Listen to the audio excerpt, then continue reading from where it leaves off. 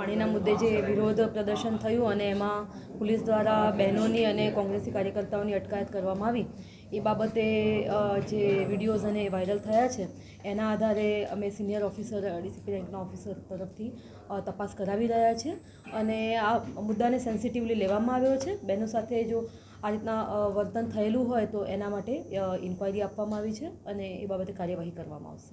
કોંગ્રેસના કાર્યકર્તાઓ સાથે હતા એના માટે ના એકચ્યુઅલી આમાં જે પાણીનો વિરોધ કરવા સાથે કોઈ જ પોલીસને ઇસ્યુ ના હોઈ શકે, પરંતુ રેલી જ્યારે કાઢવાની શરૂઆત થઈ વિધાઉટ પરમિશન તો પોલીસ એ વખતે એક્ટિવ થઈ અને 2-3 પોલીસની બેન પણ ફૂટેજ જોઈને આપણે આને એ બાબતે પ્રોપર કાર્યવાહી કરવામાં આવશે અને સિનિયર ઓફિસરને અમે તપાસ આપેલી છે. વિડીયોમાં જોવામાં આવે છે ગેટના અંદરથી મહિલાઓને બહાર કાઢવામાં આવે છે. હા, એટલે રેલી કાઢવાની શરૂઆત થઈ હતી એટલે આ તપાસનો જ વિષય છે કે ખરેખર કઈ કન્ડિશનમાં આ આખો બનાવ બન્યો છે તો એની તપાસ કરીને આપણે તાત્કાલિક એના 2-3 દિવસમાં આનું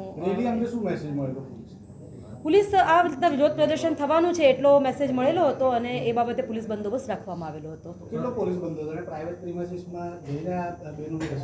તપાસનો વિષય છે, તપાસ કરીએથી આપણે એમાં જે પણ બહાર આવશે એ પ્રમાણે કાર્યવાહી કરીશું.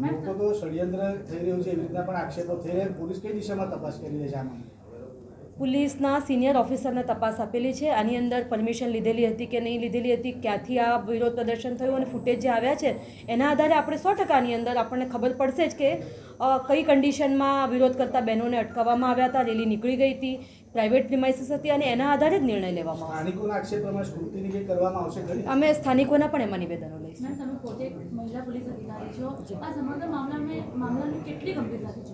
ગંભીરતાથી જોઈએ છે એટલે જ ઇન્ક્વાયરી આપી છે અને આજે અમે આ બાબતે કાર્યવાહી કરવાની આખી જે પ્રોસિજર ચાલુ કરી છે એ ગંભીરતાને ધ્યાને રાખીને જ કરીએ છીએ.